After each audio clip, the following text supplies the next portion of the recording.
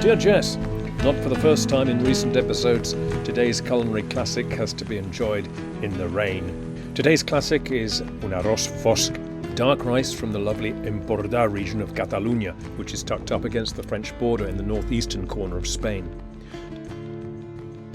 Today I'm in Boadella, a minute village whose principal attractions are the river Muga and this place, that certainly knows how to make one feel welcome, provides a charming cooking spot for later on and serves the finest L'Émpordà wines and Catalan-style grilled pig's trotters with aioli. Absolutely superb. Anyway, today's Arroz Fosc comes from the reliable repertoire of Josep Lladenosa, who followers of the channel will be familiar with by now. The rice is dark, not because of the squid ink in black paellas, as many people think, but by the heavily concentrated, almost caramelized vegetable base, the sofregit, that imparts its color to the rice. Generally, one of these earthenware casolas is used, failing which any similarly shaped heavy pan will do. Firstly, a drop of this local stuff for the cook.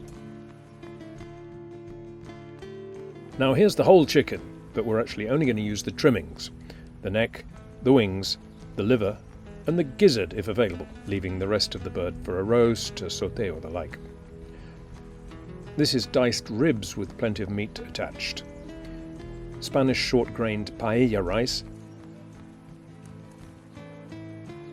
onion, garlic and tomato for the sofregit, the concentrated vegetable base, grated tomatoes, or pulp from a can works well, chicken stock, proportionally more than for a regular paella-style dish, as this is an arroz caldoso, brothy rice, not dry, slightly soupy.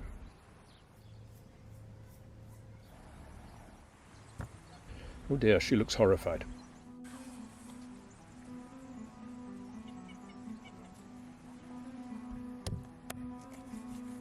So remove the neck, wings, liver and the gizzard, cutting out the gritty sac from the gizzard and removing any green bile from the liver.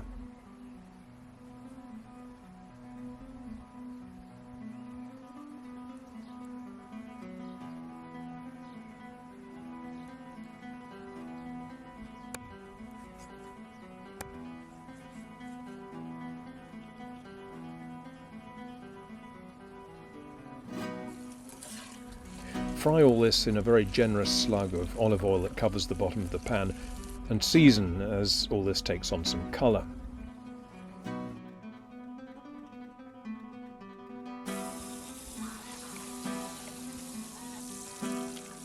In the same, now flavourful oil, we start the long cooking of the sofregit.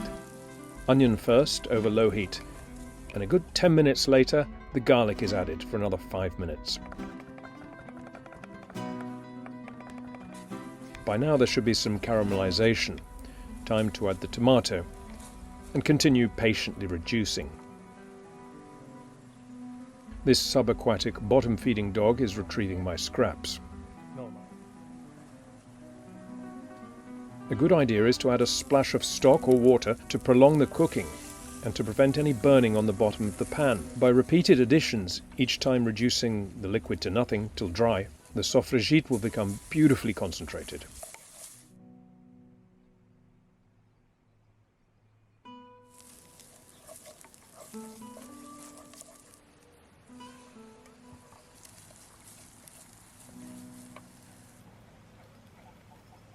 So now, once this has been achieved, in go the meats and stirred around for a couple of minutes longer.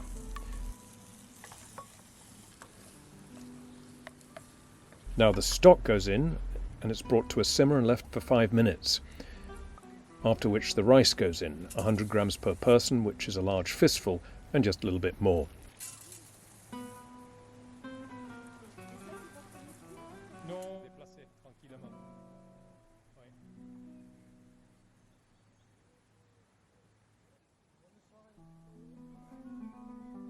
Taste the broth for seasoning and cook at a strong boil for 10 minutes, and then turn down to a gentler simmer for a final 15 minutes in total for the rice.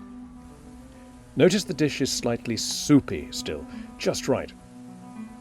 If it does begin to dry out during cooking, just add a little more boiling stock.